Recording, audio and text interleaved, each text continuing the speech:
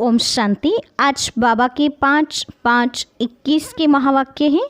मुरली का टाइटल है मीठे बच्चे श्रीमत पर चलकर सबको सुख दो, आसुरी मत पर दुख देते आए, अब सुख दो सुख लो। प्रश्न है, बुद्धिमान बच्चे किस राज को समझने के कारण उच्च पद पाने का पुरुषार्थ करते हैं? उत्तर, वे समझते हैं कि यह दुख और सुख, हार और जीत का खेल है। अभी आधा कल्प का सुख का खेल चलने वाला है, वहाँ किसी भी प्रकार का दुख नहीं होगा। अब नई राजधानी आने वाली है, उसके लिए बाप अपना परमधाम छोड़कर हम बच्चों को पढ़ाने आए हैं। अब पुरुषार्थ कर उच्च पद लेना ही है। गीत है, बदल जाए दुनिया न बदलेंगे हम। ओम शांति। मीठे मीठे बच्चों ने अर्थ समझा। यहाँ कोई कसम खाने की दरकार नहीं है, यह तो आत्मा में समझ चाहिए। आत्मा तमोप्रधान होने के कारण बिल्कुल ही बेसमझ हो गई हैं। बच्चे जानते हैं हम कितने बेसमझ थे, अब कितने समझदार बने हैं। दूसरे सत्संग आदि में यह बातें होती नहीं। वह शास्त्र रामायण आदि पढ़ते हैं, एक कान से सुना दूसरे कान से निकल जाता है, कोई प्राप्ति नहीं। यज्ञ तप दान पुण्य आदि बहुत करते हैं, धक्के खाते रहते हैं, प्राप्ति कुछ भी नहीं। इस दुनिया में कोई को सुख है नहीं। अब बाप सारी समझ देते हैं, सबको सुख शांति देने वाला एक ही बाप है। मनुष्य तो बिल्कुल ही घोर अंधियारे में है। भक्ति मार्ग वाले भी याद करते रहते हैं, हे दुखहर्ता सुखकर्ता सद्गति दाता। देखो दुनिया में क्या लगा पड़ा है, सबको दुख लगा ही रहता है। जो भी मनुष्य मात्र हैं, किसको भी यह पता नहीं है कि बाप कौन है, बाप से क्या वर्षा मिलता है। बेहद के बाप को जानते ही नहीं, धक्के खाते रहते हैं शांति के लिए। अब यह किसने कहा कि मन की शांति चाहिए? आत्मा कहती है यह भी मनुष्य नहीं जानते हैं, देह अभिमान में है ना। साधु संत आदि सब दुखी हैं, सब शांति चाहते हैं। बीमारी आदि तो साधु संतों को भी होती हैं, एक्सीडेंट होते हैं। दुनिया में दुख के सिवाय और कुछ तो है नहीं। अभी तुम बुद्धिवान बने हो। बाप ने समझाया है ड्रामा के अंदर नई दुनिया और पुरानी दुनिया, सुख और दुख का खेल बना हुआ है। बाप ने तुम्हारी बुद्धि का ताला खोला है और सब मनुष्य मात्रों की बुद्धि को गोदरेज का ताला लगा हुआ है। बिल्कुल ही तमोप्रधान बुद्धि है। तुम बच्चे नंबरवार पुरुषार्थ अनुसार जानते हो। बरोबर बेहद का बाप मिला है, वह हमको सृष्टि के आदि मध्य अंत का राज सुनाते हैं कि यह खेल कैसे बना हुआ है। जब सुख होता है तब दुख का नाम नहीं होता। तुम बच्चों की बुद्धि में है कि हम बाप से सुख शांति संपत्ति का वर्षा ले रहे हैं। सतयुग से लेकर त्रेता अंत तक कोई दुख नहीं होगा। अब तुम रोशनी में हो, तुम पुरुषार्थ कर रहे हो। अपनी राजधानी में 1-2 से ऊंच पद पाए। यह स्कूल है बेहद का, बेहद का बाप पढ़ाते हैं। तुम जानते हो वह हमारा मोस्ट बिलवेड बाप है, जिसकी अपरंपार महिमा है। वह ऊंचते ऊंच बाप श्रीमत देते हैं। बाकी सब मनुष्य मात्र आसुरी मत पर 1-2 को दुख देते रहते हैं। तुम्हें श्रीमत पर सबको सुख देना है। इस ड्रामा में हम एक्टर्स हैं, यह कोई भी नहीं जानते।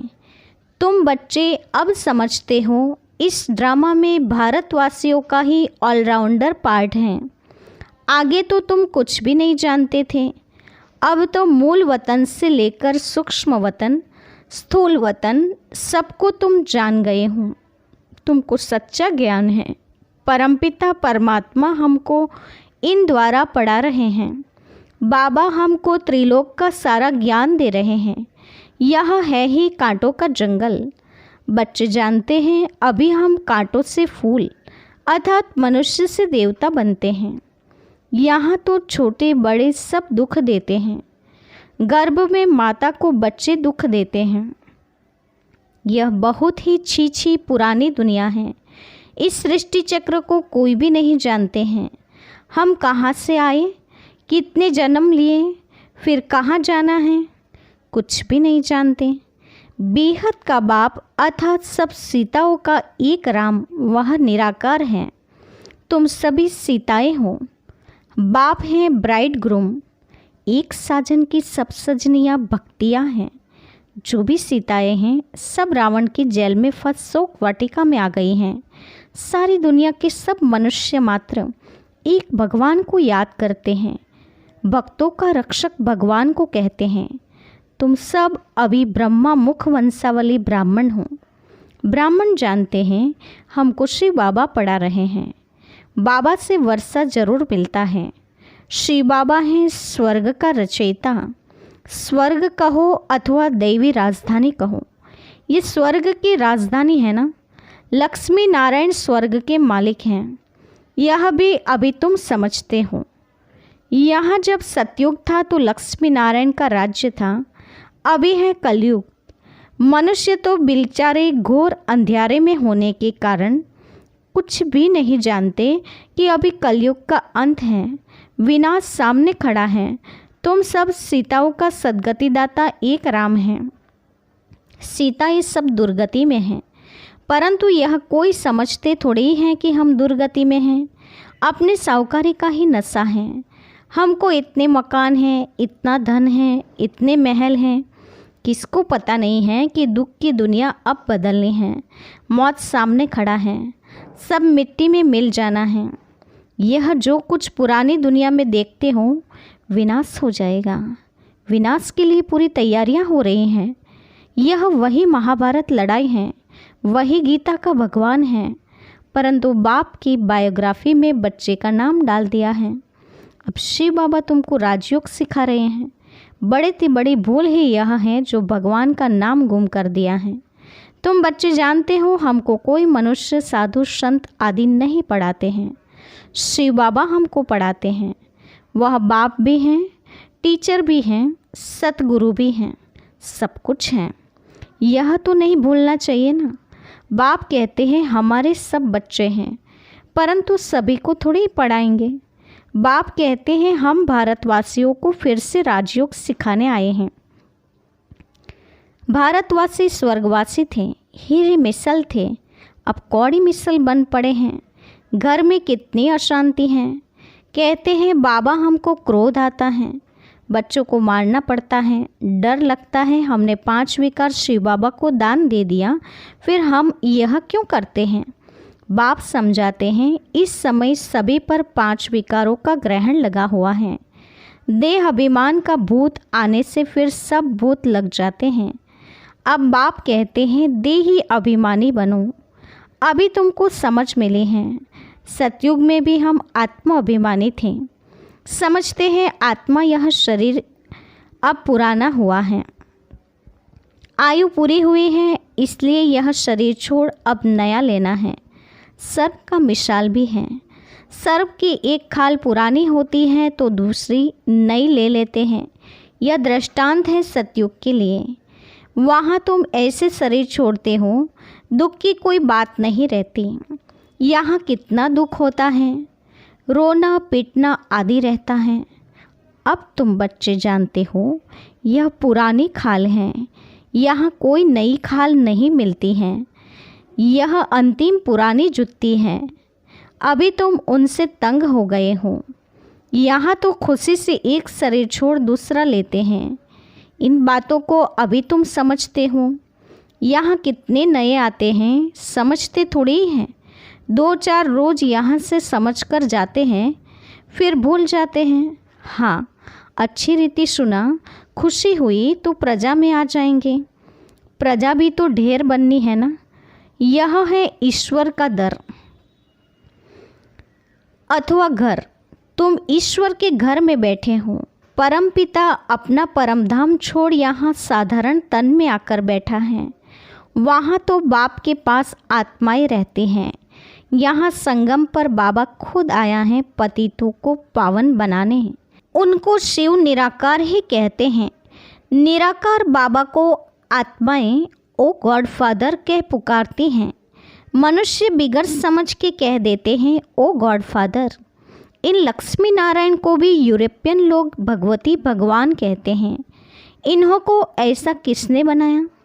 इन देवताओं को कहते हैं आप सर्वगुण संपन्न 16 कला संपूर्ण हो, फिर खुद को क्या कहते हो? यह नहीं जानते कि यह भी मनुष्य हैं, भारत में ही राज्य करके गए हैं। उनके आगे जाकर महिमा गाते हैं, अपने को नीच पापी कहते रहते हैं। कृष्ण के मंदिर में भी जाकर महिमा करेंगे, शिव की यह महिमा नहीं करेंगे। उनकी महिमा अलग है। अक्सर करके शिव के पास जाते हैं तो कहते हैं भर दो झोले, फिर कह देते हैं वह भांग पीने वाला है, धतूरा खाने वाला है। अरे वहाँ भांग धतूरा कहाँ से आई? कुछ भी समझ नहीं। मांगते रहते हैं पति चाहिए, यह चाहिए। दीपमाला पर भी लक्ष्मी का आह्वान करते हैं। वह है कौन? यह किसको भी पता नहीं है। 8-10 भुजाएं कभी होती है क्या? यह चतुर्भुज रूप दिखाते हैं क्योंकि प्रवृत्ति मार्ग हैं। उनका नाम विष्णु रख दिया है। लक्ष्मी नारायण तो सतयुग में रहते हैं।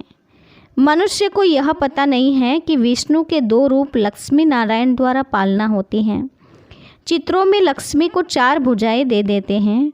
4 भुजा वाले को बच्चा होगा तो उनको भी 4 भुजा होनी चाहिए। कुछ भी समझते नहीं हैं। तुम अभी समझते हो। बाबा जब तक नहीं आए थे तब तो हम भी कुछ नहीं जानते थे। अभी सारे विश्व के आदि मध्य अंत को जान गए हैं। बाप आकर पतित दुनिया को पावन बनाते हैं, बुलाते भी हैं, हे पतित पावन आओ। अब परमात्मा कैसे आए? कैसे आकर पतितों को पावन बनाए? बाप कहते हैं 5000 वर्ष पहले हमने देवी स्वराज्य बनाया था, फिर तुमने 84 जन्म कैसे लिए? यह समझ आगे तुम्हारी बुद्धि में बिल्कुल नहीं थी। इस ब्रह्मा को भी पता नहीं था। राधे कृष्ण लक्ष्मी नारायण की पूजा करते रहते, परंतु यह भी पता नहीं है कि राधे कृष्ण ही स्वयंवर के बाद लक्ष्मी नारायण बने हैं। इसलिए प्रिंसेस राधे, प्रिंस कृष्ण कहा जाता है। स्वयंवर के बाद महाराजा महारानी बनते हैं। यह जो खुद बन रहे हैं उनको भी पता नहीं था। बल कोई को दीदार भी होता है, परंतु कुछ भी समझते नहीं। फिर भी भक्तों की भावना अल्पकाल के लिए पूरी करने में साक्षात्कार कराता हूँ। यहाँ तो ध्यान दीदार की बात ही नहीं है। बाप तो समझाते हैं साक्षात्कार में माया प्रवेश कर लेती है तो पद भ्रष्ट हो पड़ेंगे। बहुत कहते हैं हमको शिव बाबा का साक्षात्कार हो गया। अरे तुमको समझाया जाता है फायरफ्लाई कितना छोटा होता है, आँखों से देखा जाता है। आत्मा तो उससे भी छोटी बिंदी है। जैसे आत्मा है वैसे ही परमात्मा का रूप है। साक्षात्कार भी होगा तो उस छोटी बिंदी का होगा। यह तो छोटी सी बिंदी है जो भ्रुकुटी के बीच में रहती है। आत्मा का साक्षात्कार हो तो भी समझेंगे कुछ नहीं। तुम बच्चे जानते हो अभी हम शिव बाबा की संतान हैं। सब ब्रह्मा कुमार कुमारियाँ शिव बाबा से वर्षा ले रहे हैं। हमारी एम ऑब्जेक्ट ही यह है। स्टूडेंट है ना? तुम कहते हो बाप से सहज राजयोग सीखने आए हैं। यह एम ऑब्जेक्ट है। यह बच्चों को भूलना नहीं चाहिए। भक्ति मार्ग में भक्त लोग देवताओं के चित्र साथ में रखते हैं। फिर तुमको यह त्रिमूर्ति का चित्र पॉकेट में रखना चाहिए। इस शिव बाबा द्वारा हम यह लक्ष्मी नारायण बन रहे हैं। अच्छा, मीठी मीठी सिकिलते बच्चों के प्रति माता पिता बाप दादा का याद प्यार और गुड मॉर्निंग। रूहानी बाप की रूहानी बच्चों को नमस्ते। हम रूहानी बच्चों की रूहानी माता पिता बाप दादा को याद प्यार और नमस्ते। धारणा के लिए मुख्य सार। पहली पॉइंट, शिव बाबा को विकारों का दान देकर फिर कभी वापस नहीं लेना है। देह अभिमान के भूत से बचना है। इस भूत से सब भूत आ जाते हैं, इसलिए आत्म अभिमानी बनने का अभ्यास करना है। दूसरा, ध्यान दीदार की आस नहीं रखनी है। एम ऑब्जेक्ट को सामने रख पुरुषार्थ करना है। श्रीमत पर सब कुछ सुख देना है। वरदान है, स्वयं की स्मृति में रहें, अपने हर कर्म को संयम यानी कि नियम बनाने वाले अथॉरिटी स्वरूप भव। स्वयं की स्मृति में रह अपने हर कर्मों को संयम बनाने वाले अथॉरिटी स्वरूप भव। विस्तार है, जैसे साकार में स्वयं की स्मृति में रहने से जो कर्म किया वही ब्राह्मण परिवार का संयम बन गया। स्वयं के नशे में रहने के कारण अथॉरिटी से कह सकते थे कि अगर साकार द्वारा कोई उल्टा कर्म भी हो गया तो सुलटा कर लेंगे। स्वयं के स्वरूप की स्मृति में रहने से यह नशा रहता है कि कोई कर्म उल्टा हो ही नहीं सकता। आप बच्चे भी जब स्वयं की स्थिति में स्थित रहो तो जो संकल्प चलेगा, जो बोलेंगे व कर्म करेंगे वही संयम बन जाएगा। स्लोगन, पवित्रता का पिलर मजबूत करो तो यह पिलर लाइट हाउस का काम करता रहेगा। पवित्रता का पिलर मजबूत करो तो यह पिलर लाइट हाउस का काम करता रहेगा। आज के मुख्य पॉइंट्स हैं, बाबा ने कहा है कि श्रीमत से सब कुछ सुख देते चलो, क्योंकि आसुरी मत तो दुख देने वाली हैं, इसलिए सुख दो सुख लो, ये स्थिति अभिधारण करो। साथ ही बाबा ने बताया है कि बुद्धिमान बच्चे जो हुए वो सुख दुख हार जीत का खेल समझ जाते हैं, वो किसी भी प्रकार से दुखी नहीं होते। नई राजधानी आने वाली है ये समझकर खुशी में रहते हैं। बाप भी परमधाम छोड़कर हम बच्चों को पढ़ाने आए हैं, पुरुषार्थ करके हमें उच्च पद जरूर लेना है। बाबा ने कहा दुनिया में किसी मनुष्य मात्र को नहीं पता कि बाप कौन है, बाप से क्या वर्षा मिलता है, इसीलिए भक्ति में धक्के खाते रहते हैं शांति के लिए। मन की शांति चाहते हैं लेकिन सच्ची शांति तो मिल नहीं सकती। साथ ही बाबा ने कहा कि मोस्ट बिलवेड बाप हैं जिसकी भी अपरंपार महिमा है। कृष्ण की महिमा उनसे अलग है और बाप की महिमा अलग है। बाबा ने कहा तुम सब सीताएं हो, सब दुर्गति में हैं, अभी बाप तुम्हें सद्गति में ले जाने के लिए आए हैं। तुम्हें अभी सद्गति में जाना है तो तुम्हें शाहूकारी का नशा भी होना चाहिए। अभी बाबा ने कहा अंतिम समय है, विनाश सामने खड़ा है, विनाश की सारी तैयारियां चल रही हैं। यही महाभारत लड़ाई का समय है जिस समय बाप राजयोग सिखाने आते हैं।